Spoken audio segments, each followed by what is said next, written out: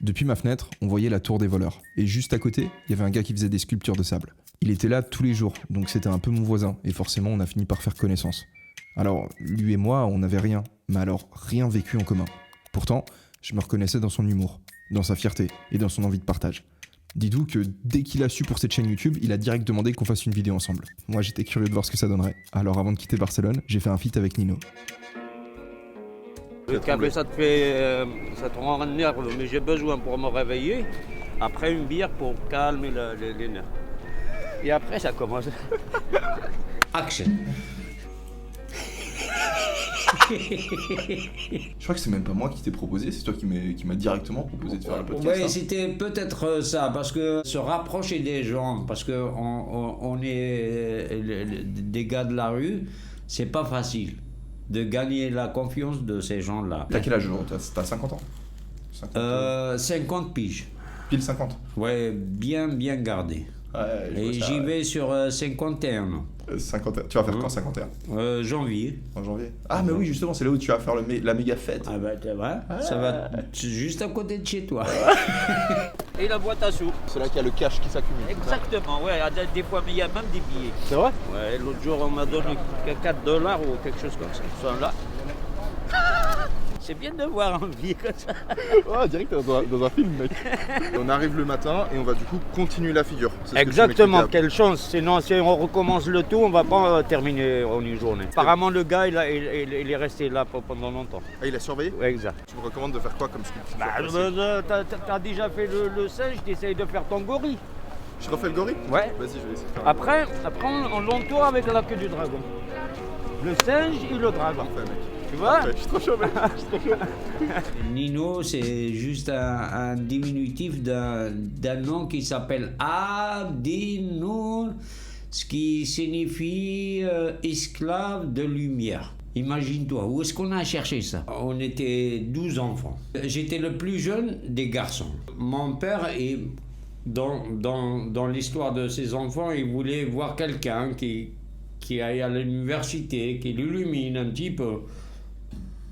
Et moi, j'étais le gars.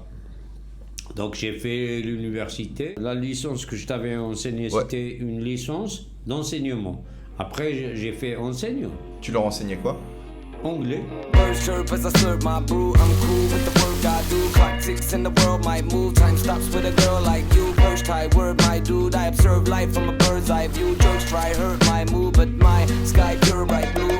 No piss taken, I tell my demons they got mistaken. I lift weights, seedless bacon. I run with the sun just waking. Jumping ropes and my legs aching. Bathing when the heat get baking. Hiking when the need escaping. Stopping when the sight breathtaking. Chez nous, parler une langue, c'est comme manger un tagine. L'anglais, je l'ai enseigné. Le français, c'est ma deuxième langue. L'arabe, toute ma vie. L'arabe classique. Le berbère, c'est ma langue mère. Ma mère, elle parle pas arabe, elle parle le kabyle, ce qui est la langue berbère. Maintenant, l'Afrique du Nord, ils parlent tous arabe. Mais c'est pas des arabes. Ça n'a jamais été des arabes. Les arabes, c'était des colonisateurs, comme ils ont colonisé l'Espagne pendant 7 siècles. Ils ont colonisé l'Afrique du Nord. Mais l'Afrique du Nord, parce que c'était tellement riche, ils sont restés là-bas. Avec l'invasion arabe, nous, ce qu'on a fait, on a échappé à la montagne. Les Arabes nous ont dilapidés, c'est bien, mais notre culture, on la garde là-bas à la montagne, parce qu'ils ne peuvent pas. Les gens qui ont gardé leurs racines, c'est que des montagnards. C'est des autochtones de la terre. Le reste, je ne vais pas utiliser le terme. Mais tu m'as bien compris. Je suis pas sûr. Je vais te dire une chose.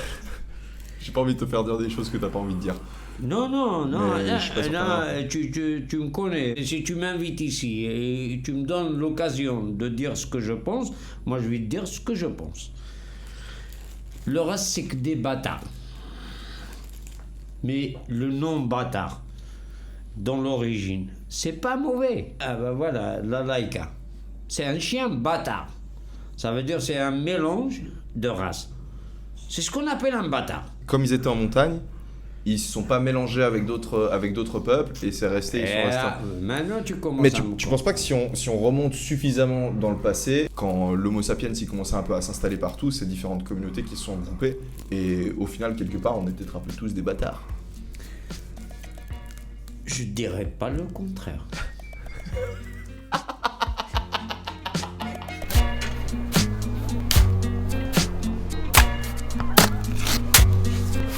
Lo primero que tienen que hacer es tomar antes de trabajar. Si no tomas, no trabajas. Bueno, la empresa va bien, ¿eh? La empresa no va mal. La empresa. Coño, la empresa, sí, la empresa. Obvio, Sky blue, the sun glistening. I hear morning birds whistling. Yesterday I weren't listening, but now I feel different. I've been down in the alley with darkness around me, where everything's cloudy and gray, but not today. Hey, para. Ahora sí.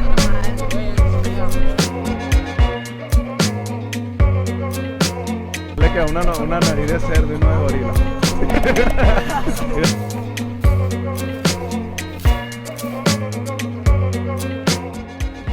Moi, je sais que je suis une génération qui part. Demain, tu pars et tu reviens et il est où Nino? Il est mort. Moi, j'ai un message à donner. Après, je disparais. Je pense que la vie, c'est comme tu rentres dans un restaurant. Tu demandes ce que tu veux.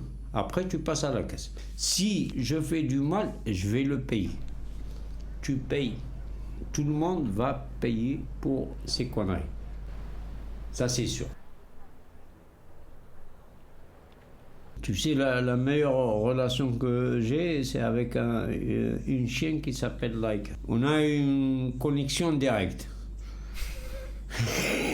Elle parle avec moi, elle me dit ce qu'elle ressent. Elle a du feeling que moi, j'ai pas. Cette chienne, elle est adorable. Et quand je l'ai ramenée, tu vois ses côtes. Elle mangeait pas bien. Elle était pas bien traitée. J'avais un chien, ma femme elle le connaissait, les flics ils me l'ont arraché des doigts et j'avais pas envie d'avoir un autre chien.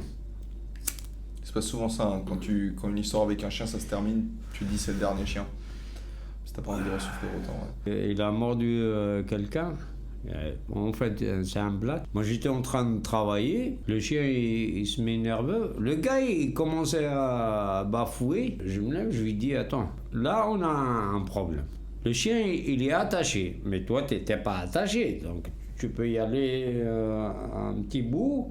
Et tout le monde est content ici. Ah non, moi, je vais rester ici. D'accord. Et moi, je reviens en train de sculpter. Et le chien il fait boum, le gars est tombé au sol. Je lui dis, tu bouges pas. Et je prends le chien, j'y vais chez moi.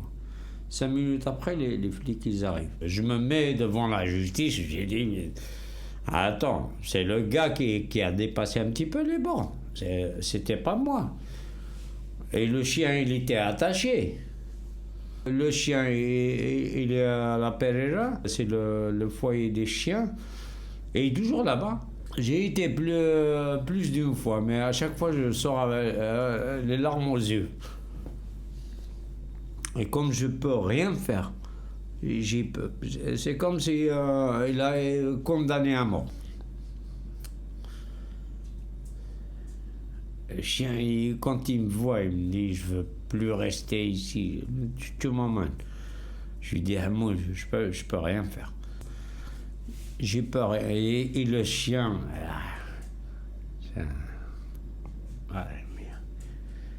par exemple, aujourd'hui, il serait dans la mer. Il adore les vagues. Je dirais que c'est une belle histoire et c'est terminé. C'est un beau chien. Je le verrai ici, tranquille. Mais il pèse 50 kilos. On ne voit pas. On a terminé pour aujourd'hui. Est-ce qu'il y a un message que t'aimerais transmettre?